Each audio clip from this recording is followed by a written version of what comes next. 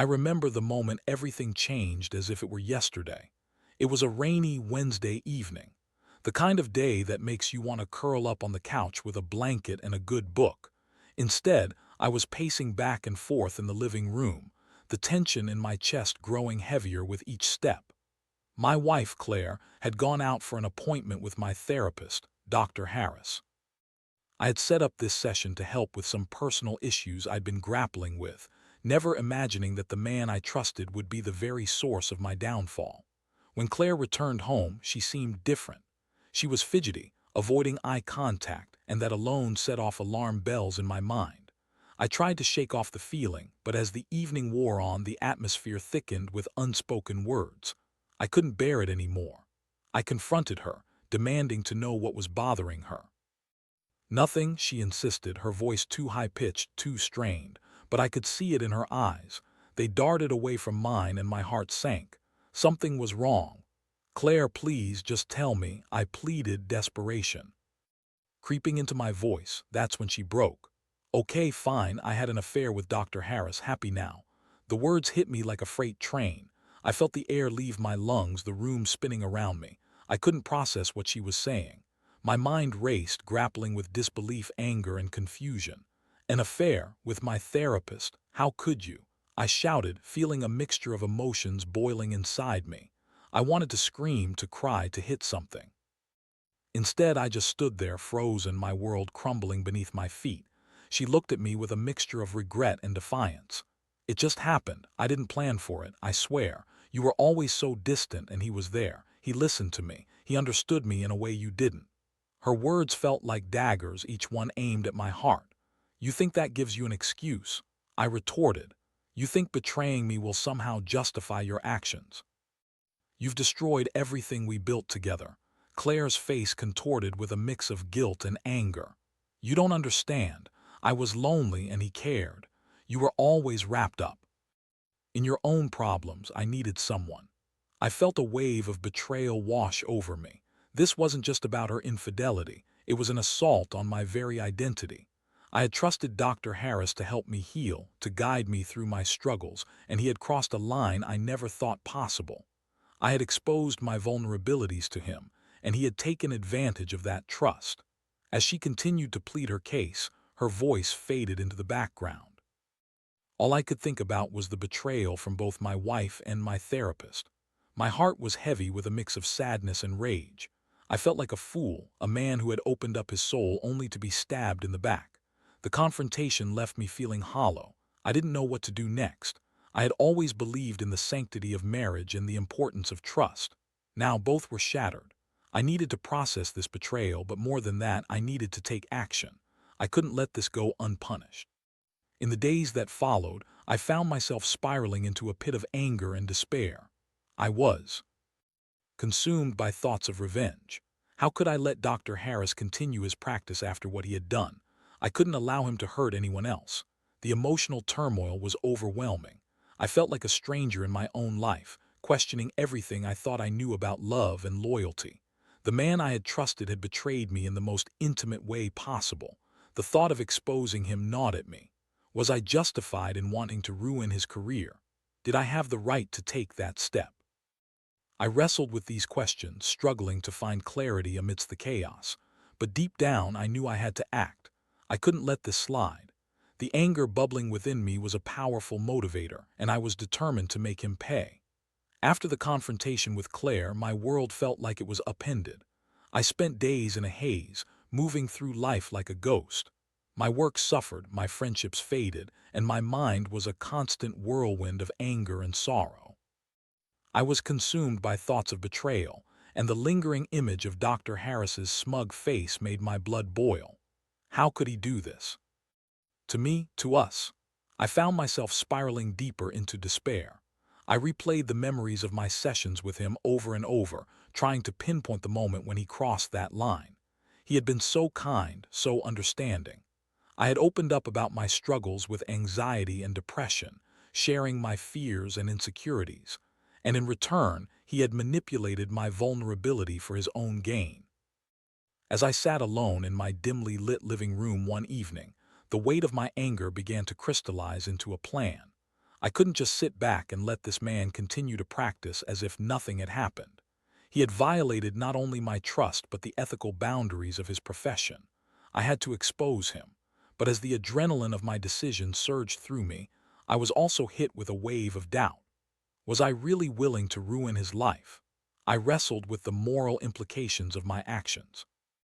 I knew that exposing him would not only destroy his career but also his family. His children would suffer too. But then I thought of Claire and how she had betrayed me. Could I really allow him to continue his practice after what he had done? The conflicting emotions raged within me, but ultimately my anger won out. I had to act. I began to gather evidence, treating this like a detective in a noir film. I needed tangible proof of their affair. I started by documenting everything I could remember about my sessions with Dr. Harris, the things Claire had said, and the moments that now felt tainted. I became a man on a mission. I meticulously recorded dates and details of Claire's appointments with him. I even went so far as to check her phone for messages, trying to find any trace of their correspondence. I felt a mixture of guilt and exhilaration as I combed through her texts, but I justified it to myself. I was fighting for my dignity, for my sanity. The first breakthrough came when I noticed a series of texts between Claire and Dr. Harris that had slipped through my fingers. They were casual at first, but as I read on, the tone shifted. Sweet nothings and ambiguous plans hinted at something much darker. My heart raced as I captured screenshots, documenting their betrayal. Each message felt like a dagger. But I pressed on. Next, I decided to confront Dr. Harris directly. I scheduled an appointment under the guise of needing more therapy. I was nervous, my palms sweaty, but I was determined. I walked into his office, and the familiar smell of antiseptic mixed with his cologne sent a wave of nausea through me. How could I have ever trusted this man? As I sat across from him, I forced myself to maintain a calm demeanor. We talked about my progress, but my mind was racing with thoughts of how to approach the subject. Finally, I couldn't hold back any longer. "Dr. Harris," I said, my voice steady but cold, "I know about your affair with Claire." His expression shifted instantly, a mask of surprise followed by a quick flash of defensiveness. "What are you talking about?" he stammered, but I could see the fear in his eyes. I felt a rush of satisfaction at being able to turn the tables on him, if only for a moment. "I have evidence," I replied, leaning forward, my heart pounding. "You've crossed a line that should never have been crossed. You've betrayed my trust and damaged my marriage." He tried to dismiss me, claiming I was misunderstanding the situation, but I could see the cracks forming in his facade. I pressed on, detailing the messages I had found and how he had taken advantage of my vulnerability. He could sense the shift in power, and for the first time I saw him falter. "You need to understand," he said, trying to regain control. "This isn't what it seems. You don't know the whole story." I interrupted him. "I don't need to know anything more. You've destroyed my life, and I won't let you continue to hurt others." Leaving his office, I felt a mix of triumph and dread. I had confronted him, but I knew this was only the beginning. I needed more evidence to ensure he would face consequences for his actions. I started to gather everything I could: emails, texts, anything that would paint a clear picture of the betrayal. The days turned into a blur as I pieced together the evidence, fueled by a potent mix of rage and determination. I was on a collision course, and nothing was going to stop me. I would make sure Dr. Harris faced the repercussions of his actions, and I would expose him for the fraud he truly was. The more I gathered, the more my resolve solidified. I became a man on a mission, driven by a need for justice that overtook every other aspect of my life. I had become accustomed to the sleepless nights, the constant replay of Claire's betrayal in my mind, and the sickening image of Dr. Harris smirking as he played the role of the trusted therapist. I wanted to expose him, to ensure he could never manipulate anyone else the way he had manipulated me. I decided to confront Claire again, but this time it would be different. I needed her to understand the magnitude of what had happened, and I wanted her to feel the weight of her actions. I invited her to dinner, claiming I wanted to talk about our relationship, but deep down, I knew I was ready to unleash the storm. As we sat at the dining table, I could see the apprehension in her eyes. She could sense the tension in the air, and I could feel my heart pounding in my chest. I took a deep breath, trying to steady my nerves. "Claire, we need to talk about Dr. Harris." Her face paled. "What about him?" she asked, feigning ignorance, but I could see right through the facade. "I know about the affair," I said, my voice steady, but inside I felt a rush of emotions. "And I have proof." Her eyes widened, and for a moment she looked like a deer caught in headlights. "What do you mean, you're lying?" I pulled out my phone, showing her the screenshots of their messages. "You think I wouldn't find out? You think I would just let this go?" She looked at the screen, her face paling further as the reality of her actions set in. I didn't mean for it to happen," she stammered, tears welling in her eyes. "I was confused. You were distant and he was there. I thought I could find comfort." "Comfort?" I shot back, feeling the anger bubbling up again. "You betrayed me, Claire. You destroyed everything we built together. And now I'm going to make sure Dr. Harris pays for what he did." Her expression shifted from guilt to anger. "You can't do this. You'll ruin his life. He has kids, a family. You don't understand." "I understand perfectly," I replied, my voice cold as ice. "He took advantage of your vulnerability, and in doing so he destroyed my trust. I'm not going to stand by while he continues to hurt others. You may have been weak, but I won't be." Claire pleaded with me, trying to convince me to reconsider, but I was resolute. I had already made up my mind.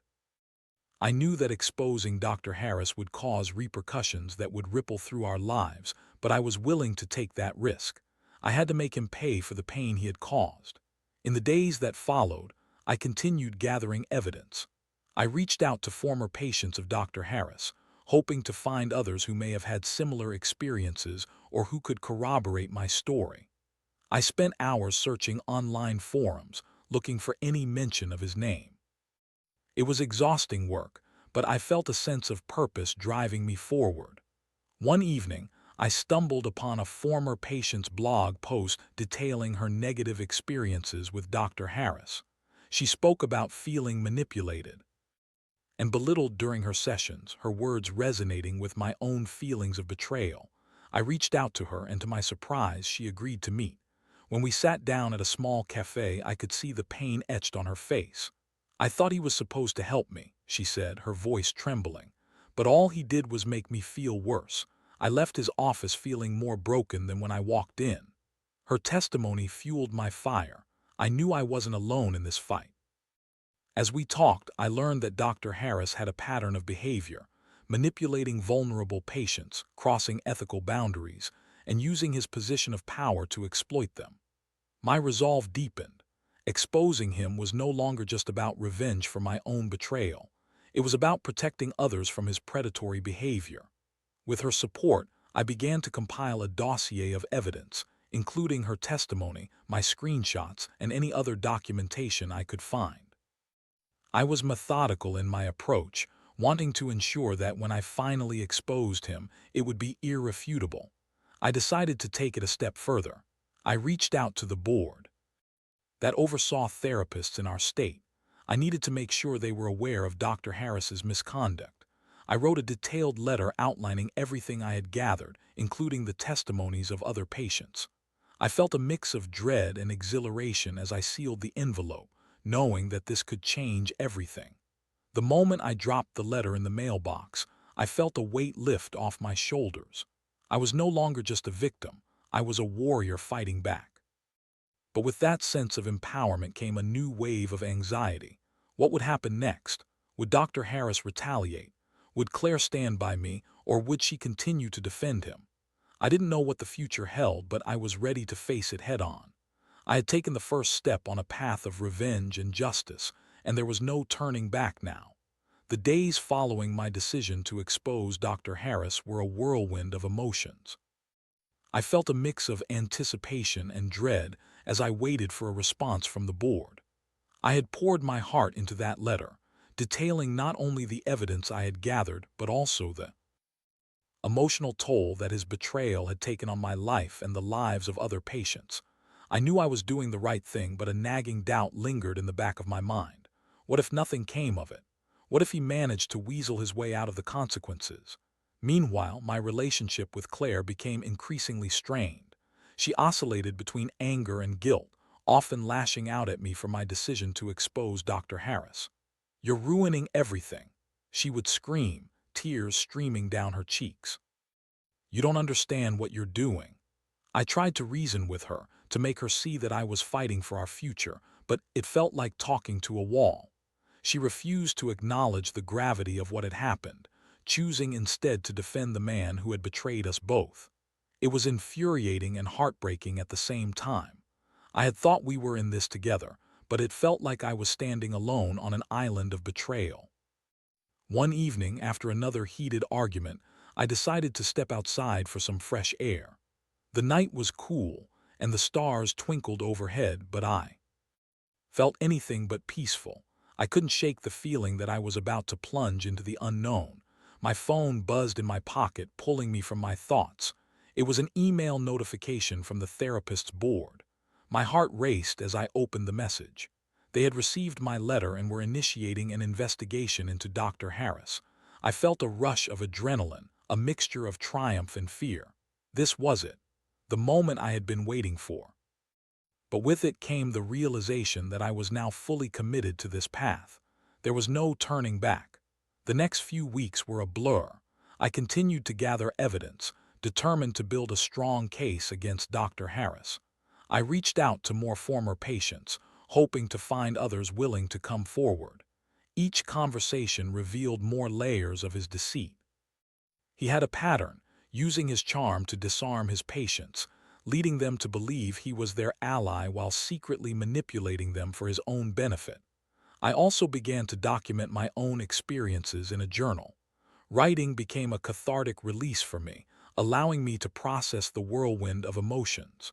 I poured my heart onto the pages, detailing my feelings of loss, betrayal, and ultimately, the resolve to reclaim my life.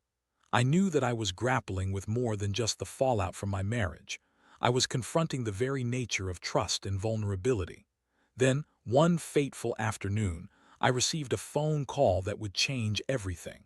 It was a woman named Lisa, a former patient of Dr. Harris, who had read about my situation online. She had experienced similar feelings of betrayal and was willing to share her story. We arranged to meet, and as we sat down over coffee, I could see the pain in her eyes mirrored my own. "I thought he was going to help me," she said, her voice shaky. "But instead, I felt more lost than ever. I even considered quitting therapy altogether because of him." Listening to her story reignited my anger. I felt a surge of determination to not only expose Dr. Harris, but to help others like us who had suffered in silence. We decided to collaborate, pooling our evidence and experiences to create a more powerful case against him. As we worked together, I felt a sense of camaraderie that I hadn't experienced in a long time. We were both fighting our battles, and the shared pain forged a bond between us. I was no longer alone in this fight. I had a partner who understood the depths of betrayal and the complexities of healing. But as our collaboration grew, so did the tension at home. Claire was furious that I was continuing to pursue this course of action.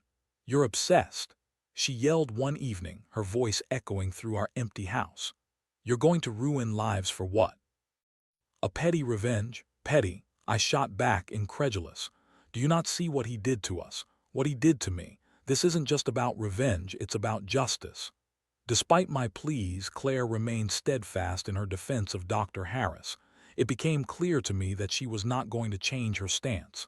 The more I fought for justice, the more she pushed away.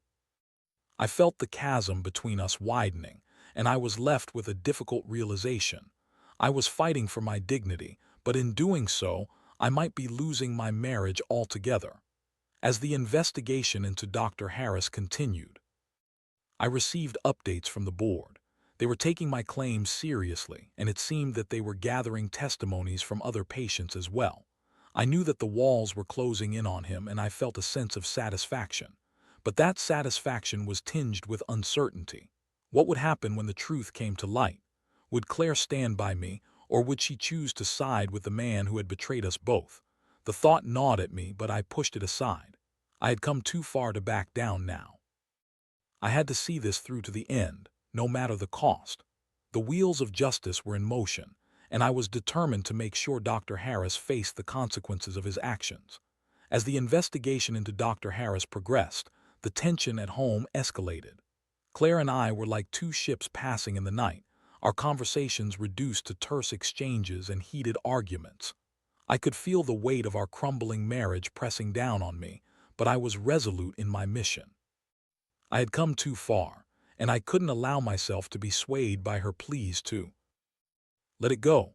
One evening I returned home after a meeting with Lisa to find Claire sitting on the couch, her expression unreadable. I could sense that something was about to change. "We need to talk," she said, her voice barely above a whisper. "About what?" I asked, bracing myself for another confrontation. "About Dr. Harris and what you're doing," she replied, her eyes glistening with unshed tears. "I can't support this anymore. You're tearing us apart." I felt a surge of frustration. "You think I want this? You think I'm enjoying watching our marriage fall apart? I'm doing this for us, Claire, for our future. But what about his family?" She shot back, her voice rising. "You're going to ruin their lives. He made a mistake, and yes, it was terrible, but this isn't the answer. It's not just a mistake." I yelled, the anger boiling over. "It's a betrayal. He manipulated you and me. He took advantage of our trust. He needs to be held accountable." Claire shook her head, her expression a mix of anger and sadness. "You're losing yourself in this obsession. What if you're wrong? What if you ruin him and it doesn't change anything for us?" I took a deep breath, trying to calm the storm inside me. "I'm not wrong. I have evidence, Claire, and I'm not going to let him continue to hurt others. If I don't do this, who will?" The argument spiraled, and I could feel the distance between us growing wider. I wanted her to understand my motivations, but all she saw was the potential wreckage of a man's life. I was fighting for justice, but she was fighting for the remnants of our marriage. Days turned into weeks, and the investigation continued to unfold. I received updates from the board, and it became clear that they were taking my claims seriously. They had reached out to several former patients, and it seemed that Dr. Harris was starting to feel the pressure. I felt a sense of vindication, but it was bittersweet. Claire remained steadfast in her defense of him, and I could see the toll it was taking on her. One afternoon, I received a phone call that sent shockwaves through my body. It was Lisa, and her voice was shaky. "I just got a call from the board. They're going to hold a hearing next week. They want to hear our testimonies." My heart raced. This was the moment we had been waiting for, but it was also terrifying. "Are you ready?" I asked, my voice laced with anxiety. "I think so," she replied, though I could hear the uncertainty in her tone. "But what if he tries to discredit us? What if he lies?" "He will," I said, my mind racing. "But we have the truth on our side. We can't let him intimidate us. We have to be strong." I hung up the phone, my thoughts swirling. I was excited about the possibility of bringing Dr. Harris to justice, but I was also filled with dread. What would it be like to stand before him, to relive the pain he had caused? And what would happen to Claire and me if I went through with it? That night, I sat down to write in my journal, pouring out my fears and hopes. I felt like I was standing at a precipice, ready to leap into the unknown. I had come so far, but the closer I got to the hearing, the more I questioned what it would mean for my future. As the day of the hearing approached, I felt a mix of anticipation and anxiety. I knew that I had to be there, not just for myself, but for all the others who had suffered at the hands of Dr. Harris. But I also knew that the fallout could be devastating. Would Claire still be by my side? Would this be the final nail in the coffin of our marriage? On the day of the hearing, I arrived early, my heart pounding in my chest. The room was filled with others who had come to share their experiences, and I felt a sense of solidarity among them. We were all there for the same reason, to confront the man who had betrayed our trust. When Dr. Harris entered the room, I felt a surge of anger. He walked in with an air of confidence, as if he were untouchable. I could see the smugness in his expression, and it made my skin crawl. But I was determined to stand my ground. As the hearing began, the board members listened to each of us share our stories. I could feel the weight of my experiences bearing down on me as I spoke about my betrayal, my anger, and my resolve to seek justice. I looked directly at Dr. Harris as I recounted how he had manipulated my trust and shattered my marriage. His expression shifted as I spoke. The confidence began to fade, replaced by defensiveness. He attempted to discredit my claims, painting me as a jealous husband who couldn't accept his wife's choices. But I stood firm, refusing to let his words undermine my truth. When it was Lisa's turn to speak, I could see the fear in her eyes, but she rose to the occasion, sharing her story with courage. Together, we painted a picture of a man who had abused his position of power, and as the hearing continued, I felt the tide turning. But as the board deliberated, I glanced over at Claire, who sat in the back of the room, her face a mask of pain. I could see her conflict, and it broke my heart. I had fought for justice, but at what cost? As the board members returned to announce their decision, I held my breath, knowing that whatever happened next would change everything. As the board members settled back into their seats, I felt a palpable tension in the room. The air was thick with anticipation, and I could hear the faint rustle of papers as they prepared to announce their decision. My heart raced, and I could feel the sweat trickling down my back. I stole a glance at Claire, who sat in the back, her face pale and drawn. I wanted to reach out to her, to reassure her that whatever happened, we would get through it together. But the distance between us felt insurmountable. The head of the board cleared her throat and looked around the room. After careful consideration of the testimonies provided, we have reached a decision regarding Dr. Harris's conduct. I held my breath, my hands clammy against the polished wood of the table. I couldn't help but replay the last few weeks in my mind.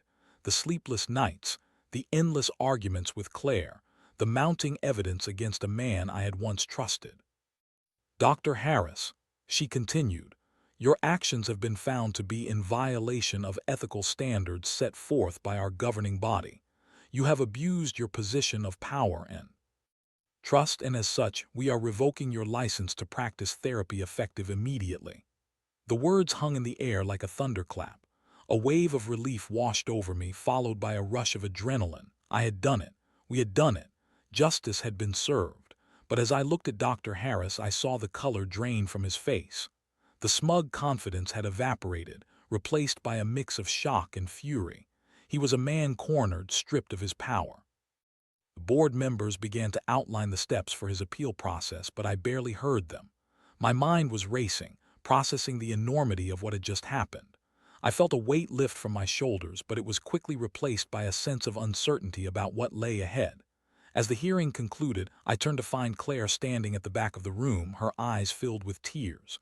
She approached me slowly, her expression a mixture of pride and sorrow. "You did it," she said, her voice trembling. "You really did it."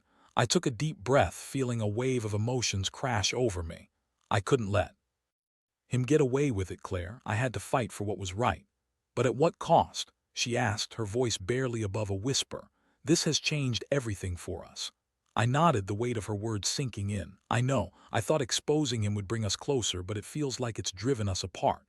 Claire looked down, her fingers twisting nervously. "I was angry and I didn't understand. I thought I was protecting him, but I see now how wrong I was. I should have stood by you." I reached for her hand, feeling the warmth of her skin against mine. "I needed you, Claire. I still need you, but this has been a journey for both of us. I can't pretend that everything is okay just because we've won this battle." She looked up, her eyes searching mine. "I know, I want to make things right, but I don't know how. I feel like I've lost you somewhere along the way." "We need to talk," I said softly. "We need to rebuild, if that's what we both want." As we left the hearing room, I felt a mix of hope and trepidation. The battle against Dr. Harris was won, but the war for our marriage was just beginning. We had a long road ahead of us, filled with difficult conversations and painful truths. I didn't know what the future held, but I was willing to fight for it. In the weeks that followed, Claire and I began to navigate the complexities of our relationship. We sought couples therapy, working through the layers of betrayal and hurt that had accumulated. It was a slow process, filled with moments of vulnerability and honesty. We learned to communicate better, to express our feelings without fear of judgment. I found solace in sharing my experience with others who had faced similar betrayals. I started a support group for husbands and wives who had been victims of infidelity. It became a safe space for others to share their stories and find healing. The act of helping others became a part of my healing process, and I discovered that turning pain into purpose was a powerful antidote to the hurt I had felt. Dr. Harris's downfall reverberated through the community. His practice was shut down, and I learned through the grapevine that more former patients were coming forward, emboldened by our actions. I felt a sense of justice, knowing that we had played a role in preventing him from hurting anyone else. As for Claire and me, we were slowly rebuilding our lives. Trust was fragile, but we were both committed to nurturing it.